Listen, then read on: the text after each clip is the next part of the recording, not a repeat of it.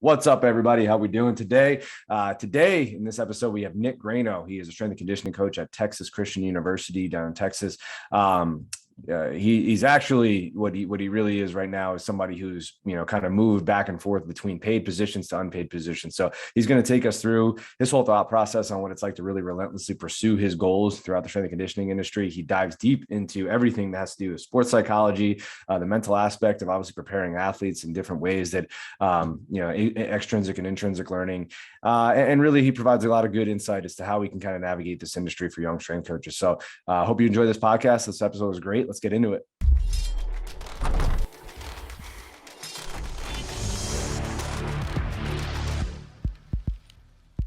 All right, welcome to the Samson Strength Coach Collective podcast. This week's episode features Nick Greyno, who surprisingly has his last name botched every once in a while. I'm your host, Anthony Grasso. Nick is a strength and conditioning coach at Texas Christian University, better known as TCU. Horned Frogs, right? Is that the Yes, sir. Yes, sir. Okay. Just to give you a little background on Nick, he's got his bachelor's in kinesiology and exercise science from the University of Mount Olive, as well as his master's in business administration from the University of Mount Olive. Just to give you some perspective on where he's been. You got TCU, FIU, West Florida, Maryland, Clemson, Ski and Snowboard Club Vail, South Carolina, Mount Olive, and UNC Wilmington.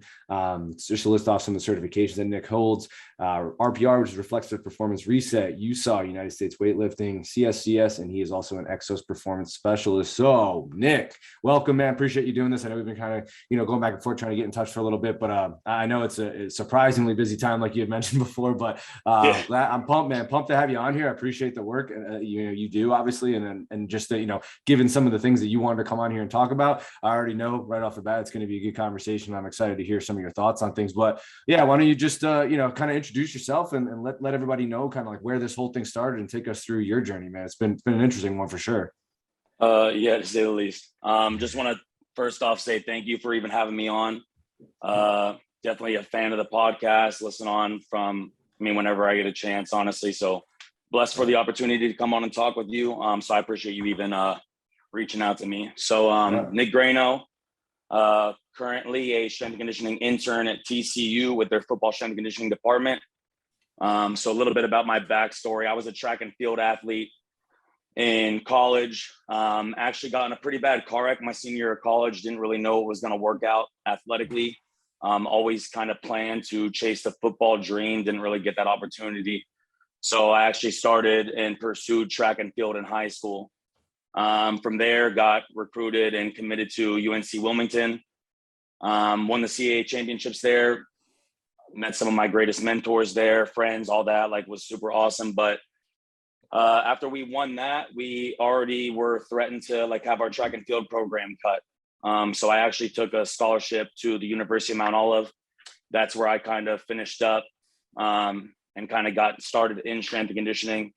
Once I graduated there, still had a little eligibility left. So I actually went back as a graduate assistant, still competed indoor there. And kind of that's where I got started a little bit in the strength and conditioning field. From there, I went to the University of South Carolina. Just always super passionate about football. So wanted to kind of get my foot back in that door. They were the first people and one of the only people actually to reach out back to me kind of in my search for where I was going next. So ended up going down and learning under Coach Dillman and John Griffin and all those guys down there. Then took What year was that? Sorry, Nick. That's how to cut you off. What year was that? Just curious. That'd have been in 2018. 2018. 2018, okay. Yes, sir. Okay. All right. Sorry, keep going. I graduated. So I graduated 2017, came back the 2017-18 year, and then I finished up my master's actually at South Carolina while I was completing my internship. Yes, sir. Yep. So was there, had the opportunity, had a couple of collegiate athletic or coaching opportunities that I could have taken. Ski and Snowboard Vail. They're partnered with US Ski and Snowboard. So a lot of US Olympic hopefuls go and train at their high performance facility down there in Vail, Colorado. So took the opportunity to go do that. Was there for 6 months. Awesome experience, but it wasn't fully private. So we did kind of have a general population overflow within it. And at first it wasn't too bad because the money was awesome. People were awesome. bosses, colleagues, everybody at the facility was great. Like the experience was awesome, but there was just something about collegiate athletics that I had missed. And that was ultimately what I had learned I was passionate about. So I left that full-time job to go take a sports science specific internship at Clemson University. From there, went to the University of Maryland, had an assistant job working primarily with football and basketball at the University of West Florida. From there, was full-time at Florida International University, primarily with women's basketball. Amazing experience. And then actually resigned from that position this past December and took an internship with TCU's football strength and conditioning program. So that's where I'm at now. So I've been in over the past couple of years, probably 7 different states. So it's been quite the ride. Yeah, man, you've been bouncing around. Just to go back to the ski and snowboard club Vail. So Yeah. I personally enjoy snowboarding. I don't know. I feel like most people I know, ski, but up here, I live in Connecticut, you know what I mean? And it's, we're up at like Killington and Loon and Stratton, it's like my brother's a big time snowboarder, absolutely loves it, doing it for over a decade. So he kind of got me hooked, but yeah, so he would be pissed at me if I didn't at least ask about a little bit more about that experience. Like, were you working specifically with some snowboarders that were obviously competing at a pretty high level, whether it be like Dew Tour, X Games, like Olympics, all that kind of stuff? Like, what was that setup like? Yeah, 100. So all the places you just named, Dew Tour, X Games, Olympic hopefuls, for example, like Michaela Schifrin trained at our facility. I didn't personally work with her specifically. She had her own people she worked with, but Lindsey Vaughn was previously with Ski and Snowboard Club Vail. So a lot of people had came through like that avenue to kind of get recognized and really chase like their Olympic dream. So we had a high performance facility located in Eagle Vale, so just outside of Vail. A lot of Kaiser technology, but I primarily worked with the U16 alpine ski team. Oh, okay, so nice. Yeah, girls and boys ranging from the ages of 11 to about 16 before they went to the FIS level. And FIS is more of the high school age, 16 to 18 years old, before you get like that postgraduate. And then they're kind of like teetering on the spectrum of whether they are going to make an Olympic team, stuff like that. So definitely awesome experience. To be honest with you, I learned more just from a coaching perspective and how to deal with people, deal with athletes, because you leave a Power 5 school, football, SEC, and you go train 12, 13, 14-year-olds. Like, it's just not, if you go in with the same mindset and training techniques and how to approach athletes and all that stuff, like you're not going to be very successful. Like, it's just it really makes you work your craft, pay attention to how intentional you're being with athletes, understanding what makes them tick and stuff like that. So that experience probably affected my coaching career, and I'm like more than any of them. So I'm definitely grateful for being a part of that. Yeah, that's awesome. That sounds really cool. And yeah, I think it's always interesting how you get these kind of unique or like abnormal coaching experiences that actually start to kind of like give you the ability to acquire more skills when it comes to getting back into some of the things you're doing. Like, obviously from there, it's like, all right, getting back into football, working with team sports or whatever the case may be. Yeah, for sure. So why don't we kind of get into that? Obviously you alluded to sort of right at the end there of your intro that you took you relinquished essentially a paid position to take an unpaid position as an intern at TCU. And obviously you've had a few positions, where you were kind of, you consider yourself definitely established, but something we talked about when we talked on the phone a little bit is, what was, just kind of take us through your thought process there and what that's been like for you, in your experience. Obviously you said you're 27 now. Is that what it is? Yes, sir. Yeah. So kind of take us through your thought process on that. Cause for me personally, like I was a 26, 27-year-old intern as well. Eventually I think the first time I actually started collecting an actual paycheck in the collegiate industry was around 28. So it's like a paid intern. So yeah, man, like I share some of your sentiments, but I do want to kind of hear what your thought process was on that whole situation. Yeah, for sure. So like Ski and Snowboard Club Vail, for example, like head strength and conditioning and performance coach, multiple assistant, full-time benefited roles after that. So, it's definitely not something you see, I would say, as much, like walking away from those, because this is now the second time that I've done that in my career where I've walked away from a full-time, fully benefited position to take an internship. But for me, I mean, even going there, Florida International was awesome. Coaches were awesome. Met some of like the greatest athletes I've ever worked with there, just from even like a relationship perspective, like just really amazing, like human beings and just people. So I never really envisioned leaving that place so soon, but you know, you kind of think where you want to get in your career. And is this where I want to see, like, is this spot where I'm currently at going to set myself up the best 3 to 5 years down the road? Sure. So randomly in December, I actually get a call from Coach Kaz here at TCU, just out of the blue. And he's asking like, how's Florida International? We had met a couple times previously at a couple conferences, and I've worked with people who have previously been under him.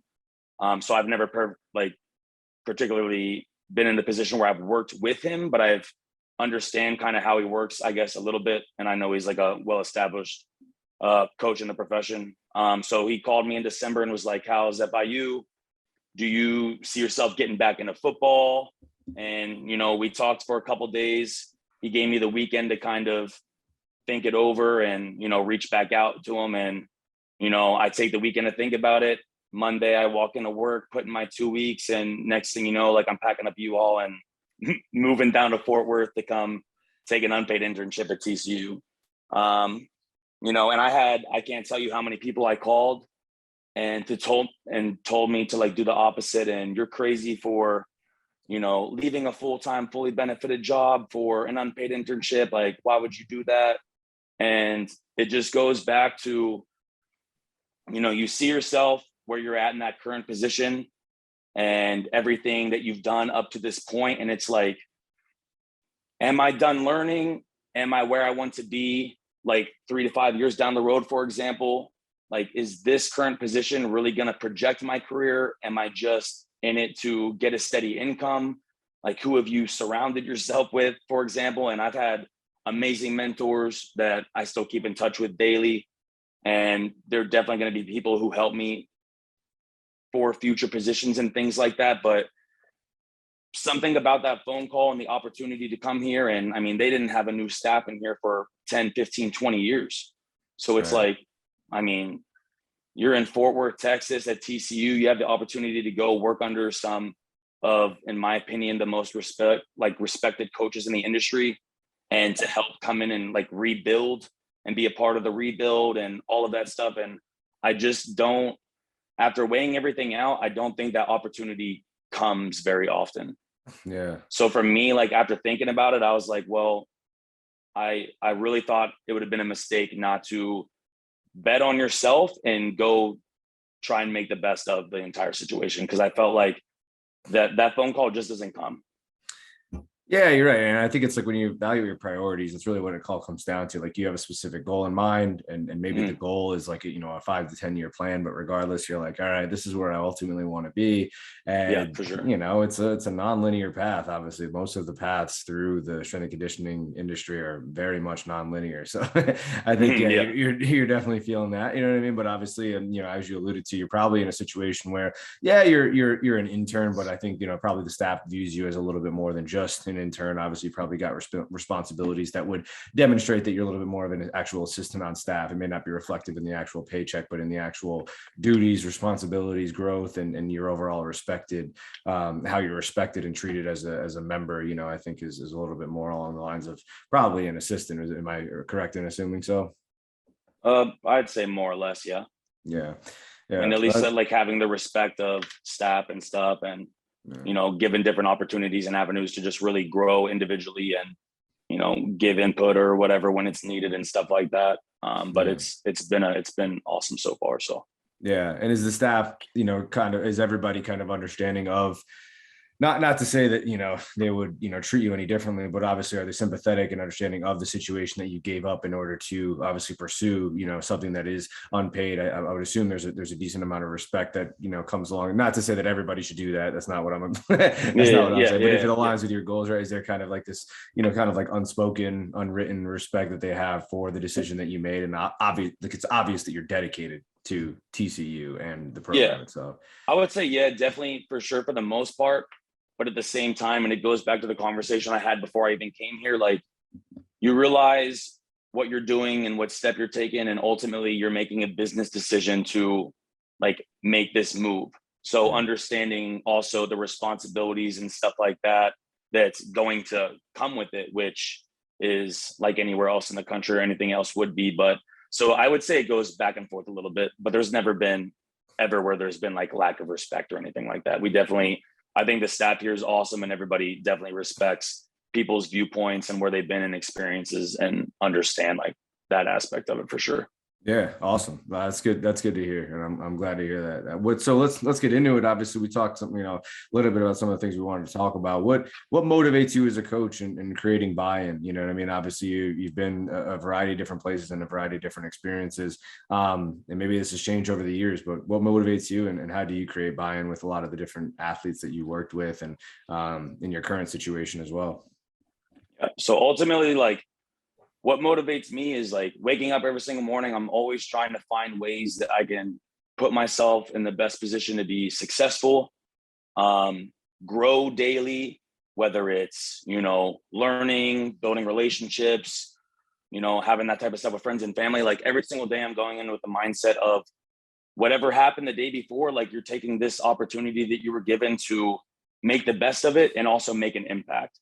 So that's one of the things I pride myself on, just personally, but also professionally with coaching. Because like when you're talking about creating buy-in, which in my opinion, like you see, especially right now, you see a lot of coaches and they're looking for the next best training technique. And if they have experience with velocity-based training or, polar heart rate monitoring and force decks and all that type of stuff. But at the same time, it's like, you can walk into a room to a group of people that you really don't know. And I like to think I have experience with this too, because I have been in the athlete's shoes before, and have been in rooms where you have a staff come in and you're just like, you listen to what they're saying, but it's like, how does that hold any water at the end of the day? Like credentials and certifications and stuff like that.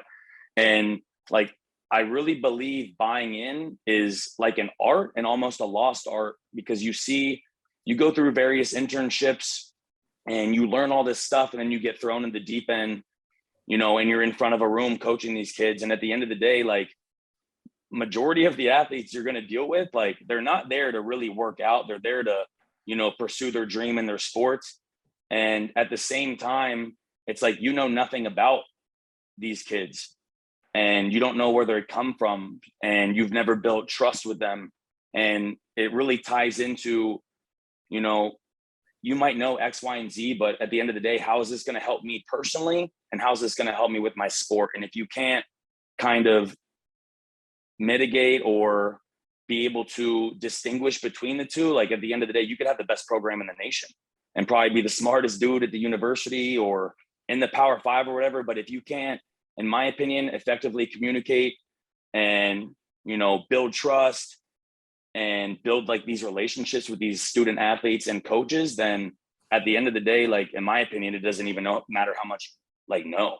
You know what I mean? Yeah, for sure. And I think what's interesting is I can almost like see it like when you're trying to describe it, like we use the words, right? Like, well, regardless of how much like it's going to be tough for you to create trust if you don't have the ability to communicate. And there's these like buzzwords, but I do think there's like this almost indescribable quality that it's tough to put into words, because it usually comes about when, you may have a conversation with an athlete, and that conversation may lead you down a path where it's just almost like, wow, yeah, like that's whatever that just was, like whatever we just created there, that connection where we were able to kind of like open up and talk about different things. Like you said, that athlete gave you an opportunity to know them a little bit more. It's really hard to put into words like what that actually is, like how you go about doing that. It's hard to like describe. And I think a lot of the guests I have on the podcast, and honestly, even including myself, like it's really hard to describe it. And it's honestly almost like if you were to provide words to it, it would probably reduce it to something less than it actually is anyway. So like providing a definition 100%. of what that actually is, it's probably not all that important to do. But I do want to stress that like I just want to make sure that a lot of the people who come on this podcast and express that like, hey, it's more than just what you know. Cause like a lot of people say that, and I don't want it to come across as cliche because it's really difficult to explain like how you go about doing it, because everyone's got their own personal way of doing it. So I guess that would kind of lead us into, the next aspect here, which is going to be that, sports psych / like mentality aspect of being a coach and the mental aspect of kind of diving deep, creating connections and that psychological approach that I think a lot of people like yourself are saying, is it like, where is the value in that? How do we go about creating it? If you could provide some words for us on like how you go about doing that and some of your thoughts on things. And I think that'll kind of nicely transition us into the rest of the podcast and kind of talking about, just like industry thoughts, where we need to head, how we can transition, things like that. But yeah, give me some of your thoughts on like ways that you maybe approach some of these things, certain concepts and ways that you feel comfortable, obviously interacting with the athlete and the other coaches in this aspect.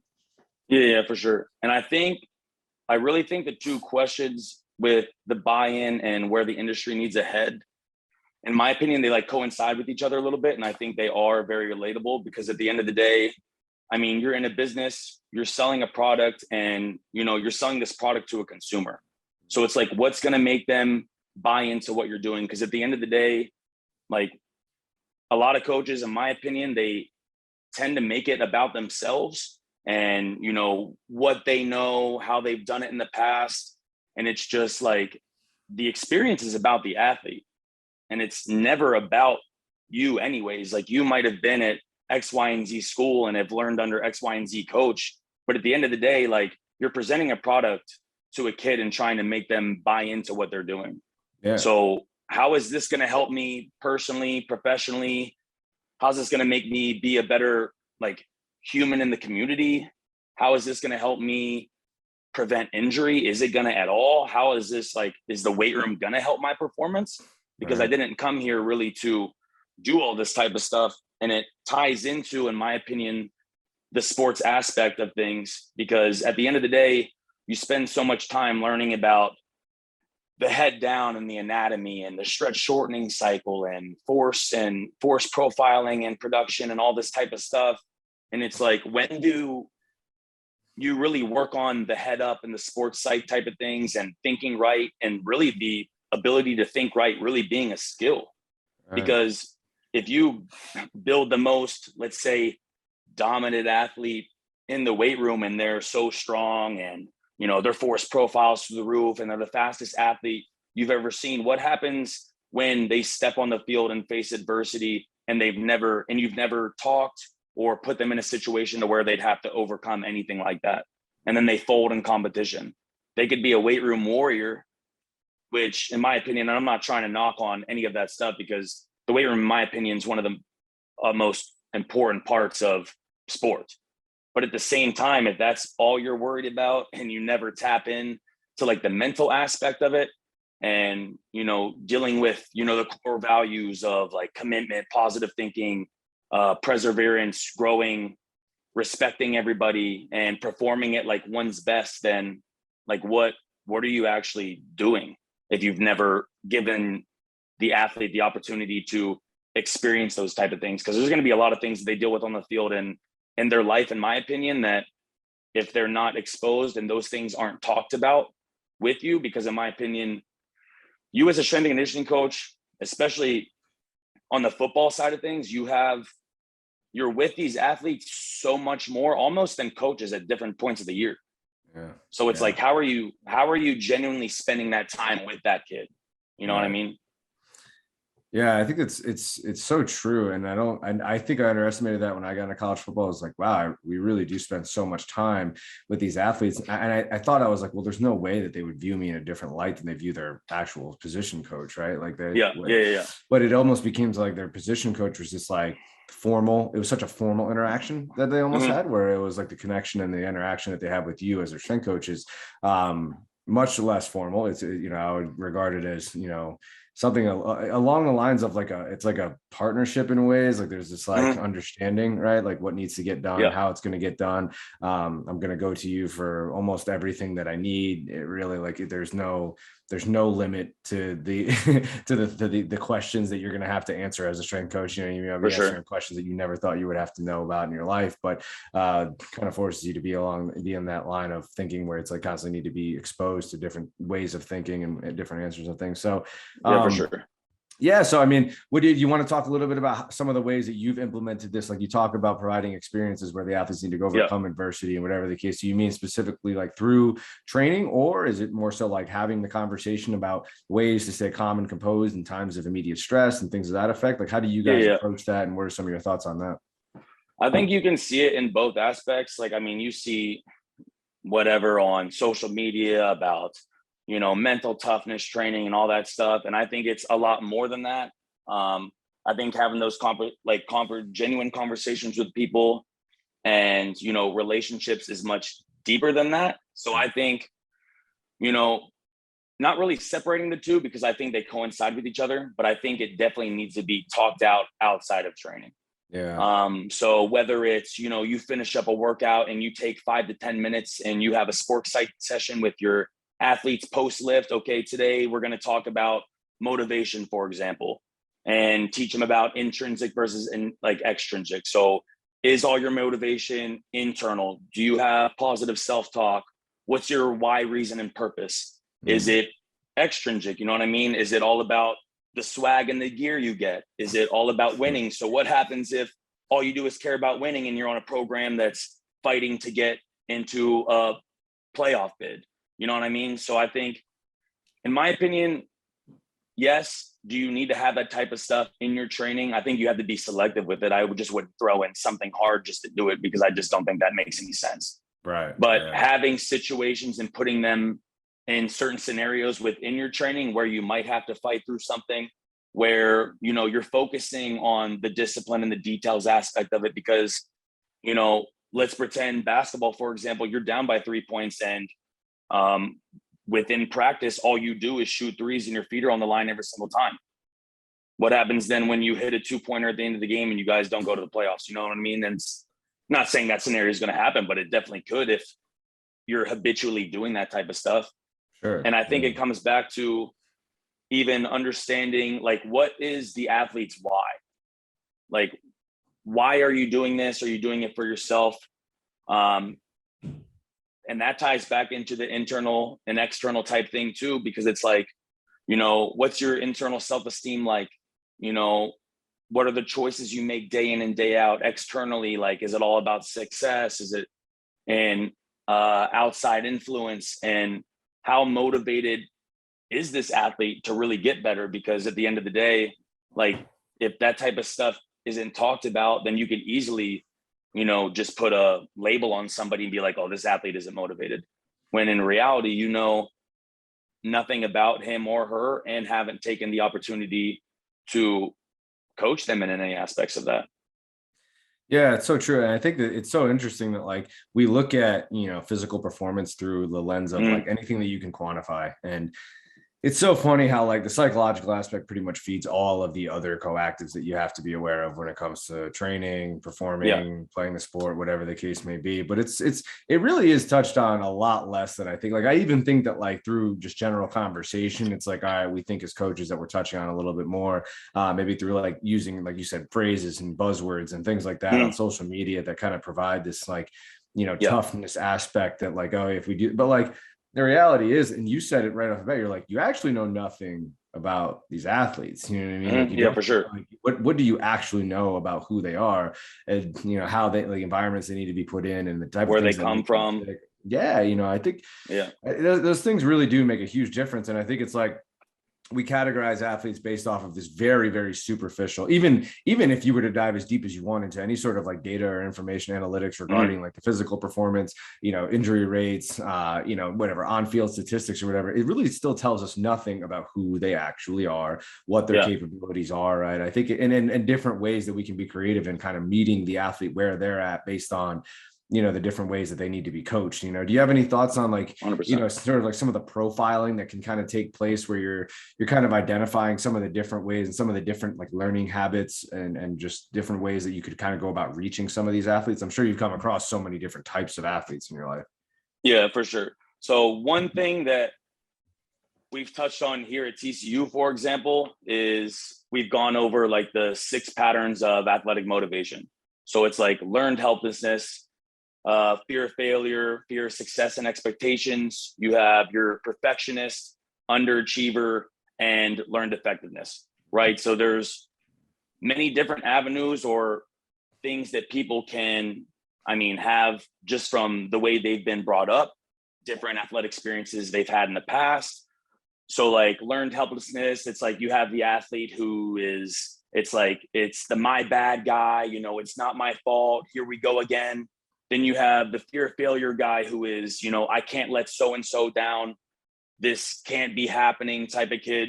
And then like you have the fear of success, and it's like, I don't want to have to deal with blank, or I might not be ready for that. So you have to understand and kind of be able to, I wouldn't say label, but like pinpoint and just see kind of what works with athletes. Because at the same time, like I go back to like my ski and snowboard position, and it's like you can't coach every athlete the same. I can't coach a football player the same as I coach a 12-year-old skier, the same as I coach a women's basketball player. And all of those relationships are unique, and they can't be approached the same way at all. Yeah. And it's like, if you can't kind of touch on those things and, build confidence with your athletes and, really talk about the hard stuff. Cause like you said, you talk about the buzzwords and things like that, and you see it, more than not about like, we're the most disciplined team, or, we're all about culture here. And you're going through, let's pretend, a training session, and you're going through these buzzwords and stuff, but you're never really taking the time to actively build any of that with your team. You know what I mean? And really break down, what is anxiety? What is confidence? What is motivation? Like, in my opinion, like, especially in sport right now, like anxiety is definitely, it's like an overemphasized thing. And I think there's been put such like a bad label on it that it's like, you go to a competition, you're playing in Death Valley, butterflies are normal. Like, are you able to embrace that? Can you use that energy to pursue confidence? Because at the end of the day, being confident is ultimately a choice. So it's like, have you prepared the athlete to think that way? Because there's going to be, anything can go wrong. You can have, let's pretend you're driving to a game and there's a weather delay. Like, does that throw your whole entire game off? You sleep through an alarm pre-game, like stuff happens, but now can you not come back from that? Let's pretend you're traveling to a game and I don't know, your bus gets in a fender bender. So now you're 2 hours late and you have missed out on, X, Y, and Z. If you haven't, in my opinion, been able to place your athletes in an environment where they're going to experience that type of stuff, then when it happens, you just, in my opinion, did a disservice to them, because now they're like, how are they going to react and be able to come back from like those scenarios? You know what I mean? Yeah, I think, and it's just to recap for the listeners, what's the name of these, like the different ways of learned behavior that you guys kind of touch on at TCU? You're referring to like the 6 patterns of athletic motivation? Yeah, that's what. Yeah. So learned helplessness, fear of failure, fear of success / expectation, being a perfectionist, underachiever, and then learned effectiveness. Okay, and those are the 6 patterns of what are they called? The 6 patterns of what? The 6 patterns of athletic motivation. That's athletic kind of what we've just, okay. That's what something that I've learned more so here, and something that the department here really harps on, like those types of things, and just the importance of being able to really understand how like your mind works. Yeah. Because like I said before, like you touch on so many different areas. And like I said, they're all crazy important. I definitely believe in all of them. There's not a, template out there that fits every athlete the same. Right. But at the same time, it's like, do you touch on the neck up and the head up and the mindset of things and how to approach like your daily routine, or do they have a routine? How do you approach your pregame? Like, you get kids who get to game time and all of a sudden it's like, what can I do today? Like, I feel like I'm not prepared. And at that point, it's like, you guys have been training for what, 4 months? And now all of a sudden you get to a game and all the training went out the window because now they can't play their sport. Right. Yeah, exactly. So it's like, are you genuinely taking the time to talk about that type of stuff? Because something else we were like really harp on is like the greatest power in the world is to choose. Having the composition of confidence, like being able to choose is so important. So it's like every day you're confronted with choices, whether that's nutrition, training, like, do I go out on a Thursday night and party before a game on Saturday? I don't know. Like, is that stuff talked about? Because now, like, how does that affect me on Friday and Saturday? And now can I even recover from a game for Monday? Right. So it's like you're confronted with all these choices as a student athlete. And the kids are human. Right. You can't expect them, all to be perfect. So it's like nutrition, what, how, when to eat, training. Did you come in and train fast and train hard and give everything you had on during the day or from week to week? Or did you just kind of, do you kind of coast through the end of the week and hope like it all lines up by the end of the week? And then by the time you get to a game, now you don't know what it's like. It's not a routine anymore. Right. So it's like all these things are like, all the choices end up forming into habits at the end of the day. And it's like, okay, well, how do I normally approach, taking care of myself, my body, my mind? And like, am I genuinely making an effort to, improve all of these things daily? And at the end of the day, like, in my opinion, like it gets talked about, but I think it gets talked about more along like the buzzword side of things, where it's like, you touch on the culture and all of that stuff and mental toughness, but do you actually care enough to dive into that and really help athletes learn how their own mind works? Because at the end of the day, they all think differently as well. You know what I mean? Yeah. And I think it's funny because I think the idea of actually unlocking potential, giving access to things, right? It's like you have all of this physical ability. And, I'm someone who kind of believes that when competition day comes around, right, you're not going to like bring yourself to this new level. It's just, you're going to fall back on like what your habits are and the environments you've been placed in. So I think it's like, you have all this physical potential. And like you said, the athlete gets to game day and they're like, I don't feel prepared. It's like, well, that we didn't do what you needed to do from a psychological perspective to actually get you to a point where, there's like the tactical understanding of things where it's like, okay, I understand the game plan and the schemes, but like you said, like the different ways that I kind of teach myself to be confident and talk to myself about in ways to be confident will unlock some of that physical ability and give me a better chance to better express some of the physical training and straining that I've obviously put myself through over the past whatever months, years, whatever the case may be. So it's really interesting. I do think that it is something that's probably needs a little bit deeper of an assessment too. I think it's like, all right, we checked the box, like we gave them the exposure that we needed to give them exposure to, so it's like we did our jobs kind of thing. It's like you start to mesh with like, all right, well, how are we evaluated as strength coaches? You know what I mean? It's tough to evaluate like psychological preparedness, right? Like it's tough. 100%. Like where do you put that on a, an evaluation sheet or like a performance review? It's like, no doubt. And I think that just goes along with really like, there's more to it than the weight room, like being present at practice, being present at games, maybe stopping in the athletic training room, stuff like that. And the whole, seeing it from a department perspective, because if you just check off your weight room box, like, yeah, you did your job, but really, did you do your job at the fullest potential? Right. Do you see how they react in certain scenarios on court? Now, can I create an environment and or drill to now better prepare them for the next time they get in a game-like situation like that? So I think it's also being very intentional when you're, I would say, in the audience and not just in the weight room, because there's so much more in sport that, affects the game and how they play and how they react to things.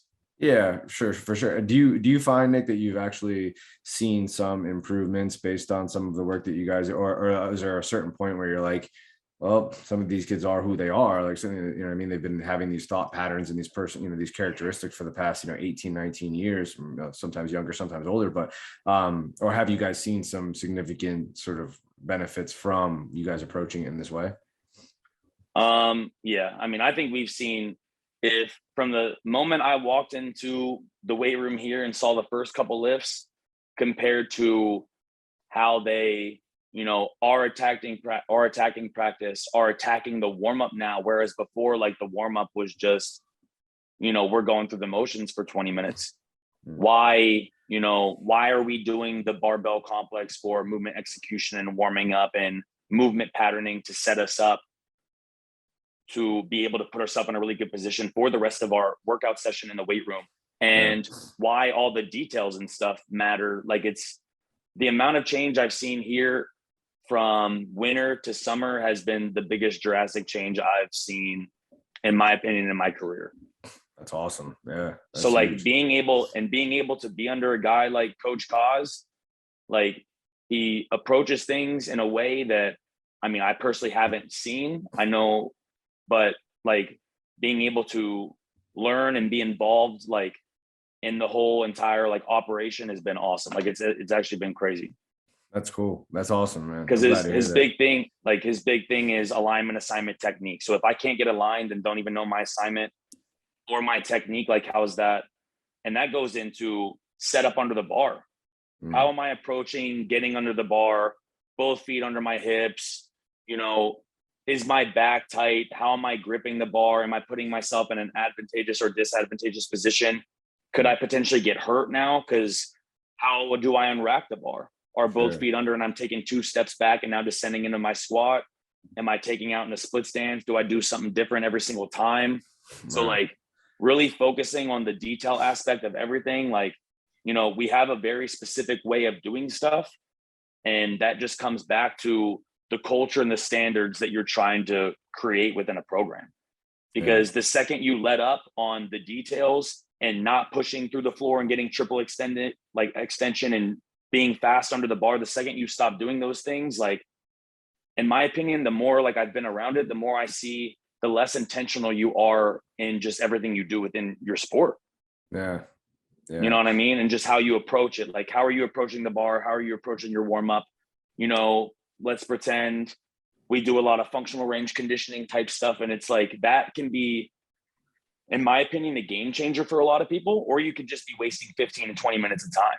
Because if you're not intentional with that stuff, or like RPR, for example, if you're not intentional with that, you're literally wasting your time. Just wasting your time that could have spent, you know what I mean? Training, so it's like doing something that actually gets something out of it. Yeah. So it's like, it just goes back to like heavy on the discipline, heavy on the details, like all that type of stuff is what we really pride ourselves on here and in this moment. And from like a weight room perspective, on field, how the kids are moving, how they're, now taking care of their bodies, how important nutrition is, taking care of the mental side, all of that stuff has, I mean, since winter has been a crazy improvement. Yeah, that's awesome. And not to say that there's nothing valuable about RPR. I do RPR every day, but like you said, if it's about what you're doing, it's about how you're approaching it. You know what I mean? It's like, all the FRC stuff, it's like you could just do it just to check the box. And I've seen that in a lot of programs too. It's like, oh, we just have this on the program and say that we do. It's like, well, that's fine. You're not doing it. You're not getting anything out of it. Obviously, if there isn't some sort of intent. So yeah, and I think that's probably the case, like you said, for a lot of things. Everything is connected in some way, shape, or form, right? So it's cool to see that you obviously been able to be a part of something where you've seen the transition, you've seen the progression from, the mindset from there, from where it was in the winter to where it is now. So yeah. Sure. Yeah, that's super cool, man. So kind of moving on, then I want to make sure we get most of these questions in here about coming up on an hour. So as far as your thoughts on the industry, obviously you've got some thoughts on some of the things you guys have been doing at TCU, some of your experience at a lot of other places. So I feel like you're in a position now where you can provide some insight on like, where do you think the industry needs to go? What are some of the things that you think need to happen in order for us to continue to establish ourselves? I mean, even the past couple of years, you got to think, I mean, people have been locked down for 2 years. Like, what does that do to somebody from a mental aspect of things, in my opinion? Or movement and just understanding what you need, like daily needs analysis and stuff like that. So in my opinion, like even what I just touched on with the whole mental sports site type of thing, I think our industry is doing a really good job of elevating, finding the next best thing of training modalities. And I think everybody just needs to be, I would say, more open with like what they're doing. Because at the end of the day, like it's athlete first, like establishment and or like company, I'll call it. You know what I mean? So at the end of the day, if all of us are trying to better the athlete, make them into better men and women, better husbands and wives, like it's so much more than sport.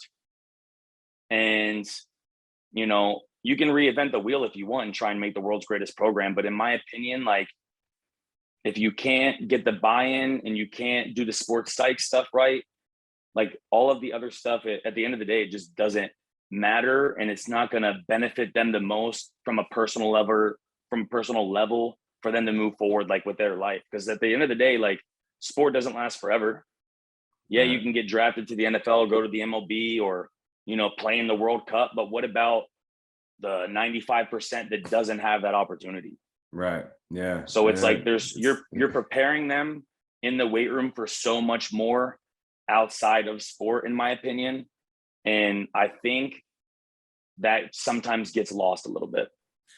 Yeah, it's fair. You know, I think that that's a great answer. And I think the reality is there's like this like competition where it's like, I think you got to zoom out a little bit. You know, I understand there's competition amongst universities, and obviously some of these universities will be competing against each other. But I think given the industry that we work in, obviously being involved in the strength and conditioning side of things, it's not like you're handing over your playbook, right? It's like we're still going to compete, but I think there needs to be a little bit more openness, obviously, to kind of talk about different ways to obviously push us forward as humans, like you said. So, yeah, I think that'd be really interesting. Anything you would have done differently? Obviously, you've got you've made some decisions that you would agree that, and you've obviously already told us that, you know, there's a lot of people who kind of tried to guide you in a different direction, but anything that you personally would have done differently, you know what I mean? That you know, looking back on things?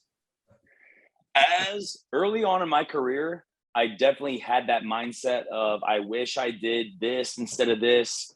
Yeah. I should have stayed at this school or stayed at this job. But as I've gone on and meeting all the people I've met and kind of where I'm at right now, and I can't say, I mean, if you would have told me I'd be working for no paycheck right now, back when I was an athlete and or in South Carolina, I'd have like told you were crazy.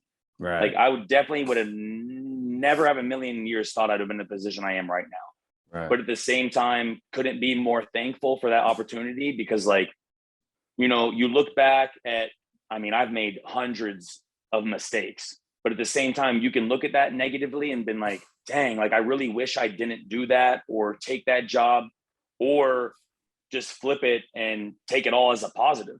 So it's like, okay, I had this experience. I learned this from this situation. Yeah. You know, at this school, you learn this, and you meet all these people along the way, and you're under all these different sort of mentors. And now I look at it as like, in my opinion, I've learned so much over the past 3, 4, 5 years that if I would have regretted or, you know, wish things had gone differently, like I don't think I'd personally and professionally be at where I am and like where I'm going to be one day.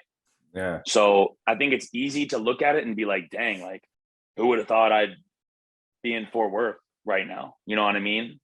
And I thought I'd have been in a far different position early on, but at the same time, I wouldn't change anything. Because then, I mean, the people and the relationships I've been able to even build here since January are ones that, in my opinion, have made me so much more of a complete coach, whether it's from a professional or personal standpoint. So it's like, I mean, I think this opportunity is ultimately going to be one of the biggest decisions like I made during my whole like professional journey. Yeah. And that's awesome. And I think, you know, when we talked on the phone, we kind of alluded to the same thing. It's like, you can't base your decisions, based whether they're a mistake or whether it's success based on the outcome of the decision, right? It needs to be, based on the information that you had at the time you made the decision. And, you know, like you said, you knew where you were at and you knew where you're at mentally and, you know, in terms of your professional career. So, I think like, you look back on those things like, all right, based on the information I had at the time, I needed to make the decision. Was that the right thing to do? Would you go back and do that again? You know, even regardless of hindsight, you know what I mean? So, man, that's awesome. And then just to kind of wrap up last, 2 things here. If you have any advice for strength coaches, for young strength coaches specifically, wanting to get into the field, I think, the advice that you could impart on them would be great. And then if you want to just leave us with any sort of like resources right now that you're kind of diving deep into, things that have really helped to kind of model and shape your professional thought process. Yeah. So, I mean, my advice for young coaches would just be definitely be 10 toes down with whatever you're doing. Because I've been in situations early on where, you know, you're thinking, okay, like Power 5 football, this is going to get me to X, Y, and Z. And you're thinking about the moves that are going to be happening that aren't going to be potentially given to you. Like, you never know, honestly, what's going to come. So because I've definitely had opportunities that just went right over my head when I was younger. Now I know that, but if you're not intentional with what you're doing every day, actively trying to learn and really being 10 toes down on every given day and focusing on, okay, focus on what's right in front of me right now. And then that will pay off down the road. I think that'd be one of the biggest things. And then obviously, I mean, I just never give up on like ultimately what you're going after. Because I don't think it's never too late to start something. I mean, I've some of the best coaches I've met have been in different industries for 10, 15 years. And now I've been under them and they're amazing. You know what I mean? And it's like, for me, I guess it's easier to say because I've done it like a couple times, but I would just advise someone to be like, if you want something, go after it, especially if like you're passionate about it. Yeah. Because ultimately, like, I mean, life's too short to be doing something that you're not 100% in my opinion. Yeah. So if you see yourself doing something else, like I would never be afraid to go after ultimately what you're truly passionate about, because I mean, then you're just never going to, like, in my opinion, you just can never regret that decision. Yeah, absolutely. And just to wrap it up, what are some of the kind of references with podcast, books, you know, people that you've kind of modeled some of your thought process after, some of the knowledge base that you can kind of impart for some of the listeners here today? Yeah, for sure.